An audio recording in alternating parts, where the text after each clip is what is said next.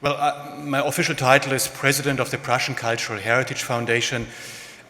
These are the 16 national museums of Berlin with outstanding collections from antiquity to contemporary art, Museum Island, Kulturforum, Hamburger Bahnhof, and so on. The National Library of Berlin, 12 millions of volumes, the largest scientific universal library in Germany. The National Archive of Prussia, 38 kilometers of documents for Prussian and German history and other institutions. So all kinds of cultural heritage, of historic heritage, and always the question is what to do with it, how to really make it work for the people and also for future. But independent from that, I'm archeologist. Well, perhaps I have partly to say I was archeologist. But for more than 30 years, I was doing research in the field for 6 or 7 months each year between Turkey, Iran, Uzbekistan, Siberia, and Mongolia. So this Central Asian, Middle East area was my work, my field of research. And I had interesting experiences which have been very important for me when I changed to be head or to become head of the Berlin Museums and the other cultural institutions. This experience is what really happens when people work together to reconstruct history. I was in 2000, 16 years ago, I was the first Western archaeologist who could start again an archaeological research project in Iran after the Islamic Revolution. Of course, Iran, a country, the axe of the devil, and so on and so on. But suddenly you are together with colleagues, you are in the Western Iranian desert, you are part of a village, and you are excavating. And I really felt how important it is to break up stereotypes, really, when you work together to reconstruct not Iranian or German history of man. And of course, in this period, you are also part of a village. You have to pay salary to the workmen. In the evenings, they invite you to have dinner in their houses. And they're very curious to learn about the life in the West, the life in Germany, how people think, and so on. And of course, we have been curious too, to see how they learn, to see how curious they are. And similar experiences I had in Russia, where I'm working for 20 years now. I mean, Russia suffered a lot by Germany's Second World War, but when we sat together in the evening and after 3 or 4 vodkas, of course, we started to talk about the Second World War, but I found it so human by my Russian friends and colleagues. They always said, we always have been talking about as a common suffering, a common tragedy. Of course, it's clear who started the war, who is guilty for all this, what happened. But I never was confronted with this position, I always was confronted with a common tragedy. And I mean by a people who lost more than 20 millions by the Germans. I think this is quite a human position.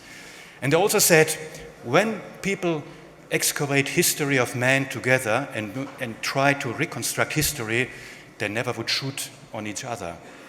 And these examples show how important is knowledge about other cultures and how important is culture, history, art, really and their institutions, especially museums, really to use this potential and to enlarge and foster the knowledge about each other.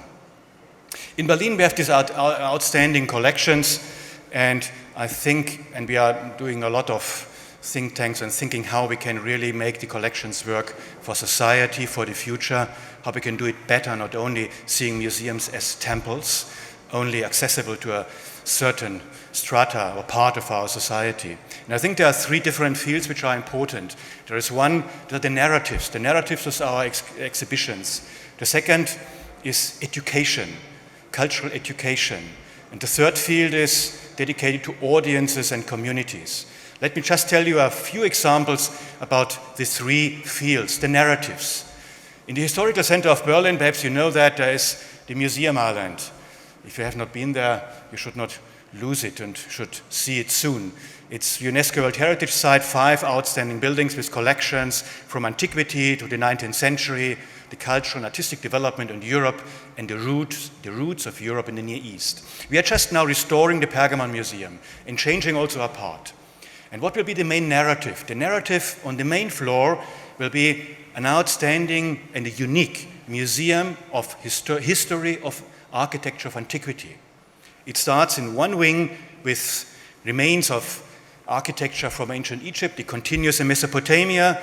Then it continues with the Pergamon altar, with Greek-Roman antiquity, and this will be new, it ends up with early Islam. We have wonderful examples of art from early Umayyad, early Islamic architecture. But what does that mean? What do the peoples learn when they walk through that? They should not only look at wonderful pieces of architecture. They should really understand that our European, Greek-Roman antiquity, you cannot understand without acknowledging its roots in the Near East. And of course, they also will learn that Islam, the art and the architecture of early Islam, of course, you only can understand it on the base of late antiquity, of late European antiquity. And these connections today, especially in a city as Berlin, who is becoming more and more intercultural, interreligious, whatever, I think this is important. This is the story which we have to tell the people. We are somehow all in a way or other interconnected. And then opposite of the Museum Island, what Steffi mentioned, the Humboldt Forum, well, there is a kind of copy of a palace which was blasted after the Second World War, but now it will be partly rebuilt. And inside, we will present our collections, outstanding collections also from Africa, Asia, the Americas, Oceania, and Australia. So both Museum Island and Humboldt Forum is a unique place where almost all cultural heritage of the world is gathered and where people really can walk around and compare the different parts of the world. And important is in the Humboldt Forum, there's no time to go into details, but really to show the interconnectedness of world cultures. Once Alexander von Humboldt said, referring to indigenous groups in the Orinoco and Venezuela, he said, even the history of the most remote parts of the world we have to know when we really want to understand the world as a whole. And I think this is the point. This is exactly the point. We should not decide what is important to know and what not. We really should see world and cultural development as a unity.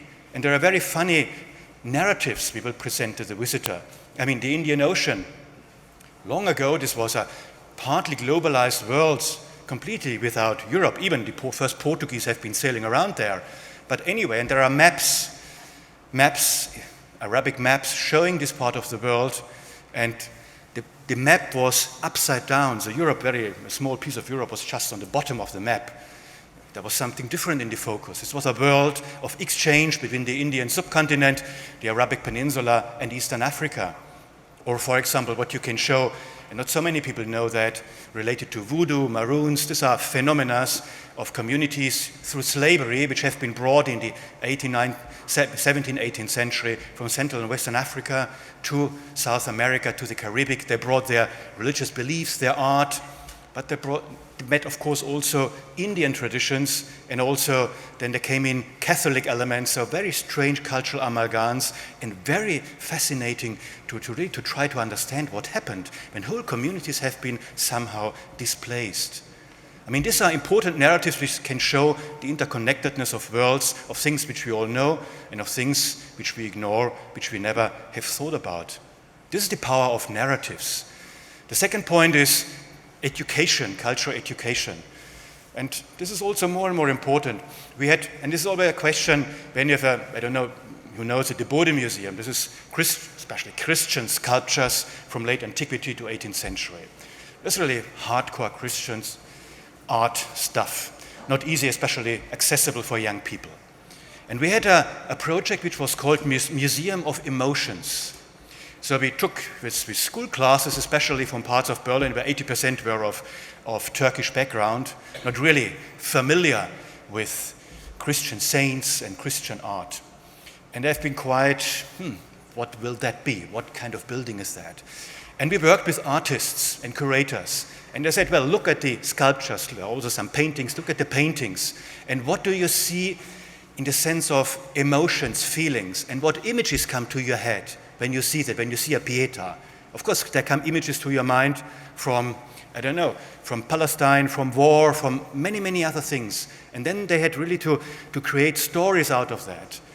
And the end of this was a project about 2 months. At the end, there was a young girl, of course, with chadra and so on, of Arabic origin. She said, can I come back the next weekend with my family and my friends? And this is important. Then cultural education works.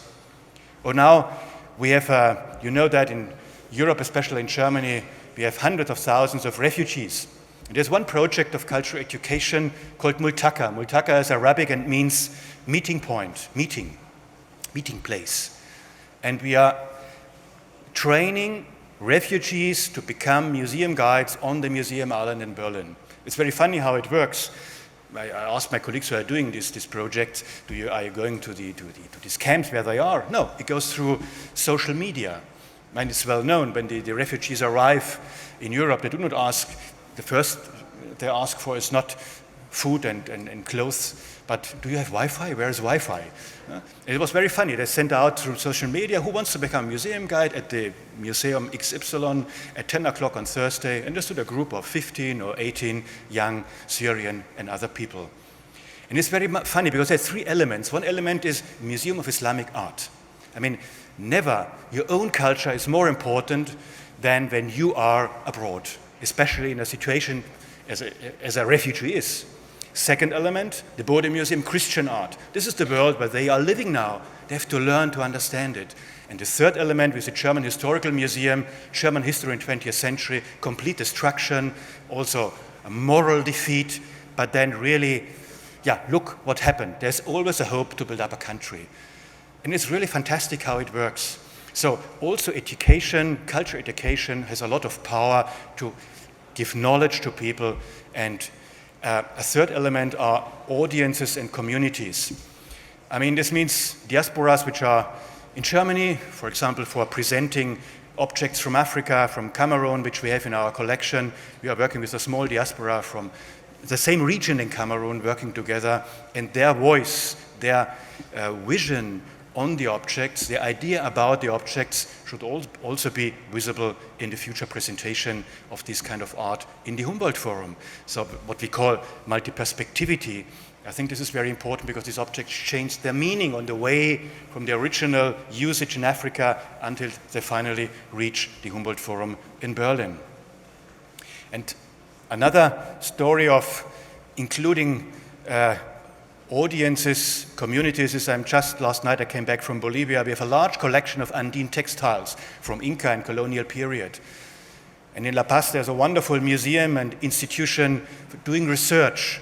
And this institution was built up and is guided by indigenous communities. Because they have the knowledge, and we have to bring together the knowledge and also the research results.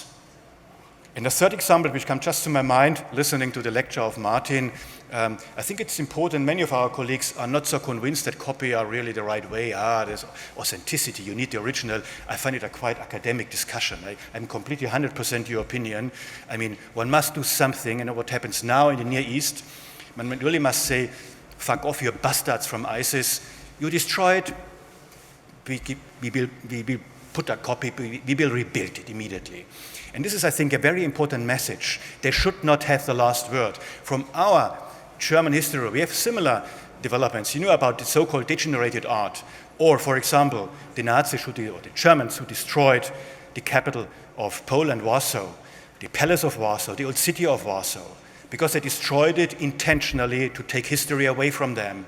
Therefore, it was so important that the Polish people, immediately after the end of the war, started reconstructing it. Because historical buildings give you something. This is history which you meet every day on your way to work, to shopping, wherever. And this is important.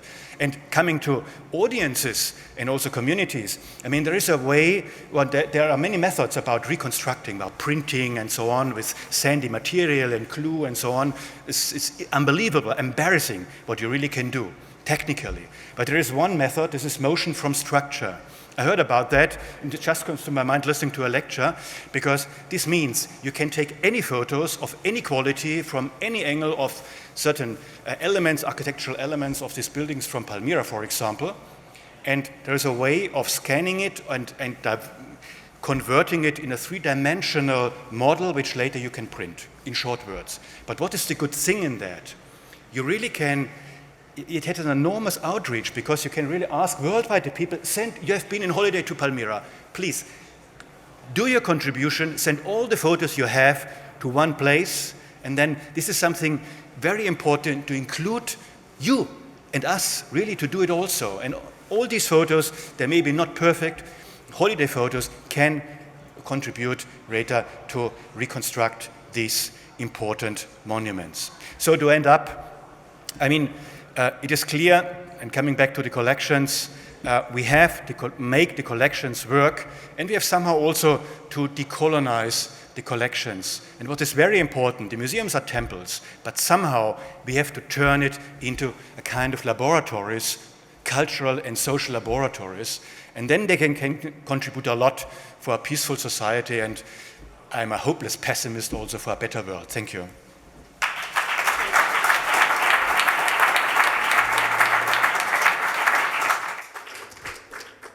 Hermann, I think we have exactly 5 minutes. This is what Steffi told me. Can I start with one question?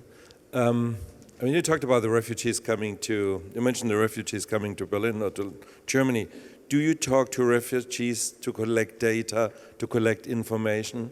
Do you try to combine both the scientific knowledge in your archives, collections and so on, with the daily practice of people who just arrived in the country? Well, yes, we are doing that. We have a project that's already running for, I think, more or 2 or 3 years to digitize and to collect all the data which any kind of institutions, not only Berlin museums, university institutions and so on, all the data which are existing, photos, plan, maps, diaries about research which has been done in Syria. Because it is, we thought it's so important, and the German Foreign Office is financing that, it's so important to do this work now, so that we are ready to start something, ready to do to take decisions about reconstruction or whatever, when we really can go there and work. And with the refugees, it's more than, well, most of them, of course, have nothing to do with antiquities and so on, but with them, it's sometimes I have been present also when my colleagues have been working with them, because I was simply interested how it works, how they are discussing about that. Of course, this is also something they are talking about. Why are these objects here? Then they say, okay, happily they are here, otherwise perhaps they would be destroyed. And what we want is not that because in Germany there was also a Second World War and a lot of cultural heritage was destroyed. So it's not right to say happily these things are here and they are safe, because history can change, but really to understand that it's good that their culture in so extraordinary examples also here, because, I mean, somehow it's a part of human history. And this is, I think, the most important thing we want to reach, and we reach in the work with the refugees. I like I mean, whatever it means probably was difficult for you, and I don't know what would have been my reaction if it was in the V&A, but the copy of the Nefertiti. Could you tell us a bit about it? What is your understanding? Is it more the future, so that you make everything accessible and easy to access, and the data is used for everyone? Or is it still a kind of not shared knowledge, more made for people in ivory towers? Sorry, that question had a kind of intentional direction. No, I think open access is something very, very important for the future, for research and education and any kind of interest. It is already accessible. It is still not fully accessible for commercial reasons. But with the Nefertiti, frankly speaking, we don't know. I mean, normally it's even not allowed to photograph in the hall where Nefertiti is presented, neither scanning it. And normally there should be always a guard. And I mean, with an iPhone you can do that, as you said. There must be something more. Perhaps a small device, but something which a normal guard had to realize. Fact is, obviously he didn't realize it, and this is the result. But anyway, there are so many pictures floating around from Nefertiti. I think that's not so important. But one question to you. I mean, coming back to your lecture and the power of copy, and I fully agree. And I think it's very important that we show that, explain that. There are still a lot of our colleagues who say, this is not the right thing. And I mean, Walter Benjamin, I mean, perhaps this was born from a different background. But we must put something against that. And exactly for this reason, they destroyed it to take people, identity, history, everything. And of course, a copy is not the same. But I think we have to show that this is somehow not leaving over the last word to them. So I'm very thankful also for this exhibition in Venice. I already see that I also have to go there, which originally I did not plan, but I think this would be good. But have you been confronted with such critiques? Copy, this is not the original, and so on? I mean, if you work in an old master gallery, for example, then you have a different perception to the original and the copy. And I wonder, and I think that's the reason why I said in the beginning, whatever I say today, it's more more talking about something that confuses me and makes me somehow unease, and I don't have the answer to it. But I think we have to ask questions in a different way and try to find answers. I mean, the other thing is just a question if it's all related to, let's say, to the art market, to the art production, because selling the erratic or original piece is something different from knowing that there is a series of 500. I mean, but we all know the fact that we thought that there is only one piece done by an artist, I don't want to mention names, and suddenly you understand there are dozens. So there are, I mean, we have originals also produced in series. But sure, there's a kind of criticism, definitely, and I like the debate about it, absolutely. Okay, Steffi, I think it says 0000, so I mean, it's obviously time to say goodbye. Thank you for having us, and enjoy New York. Thanks.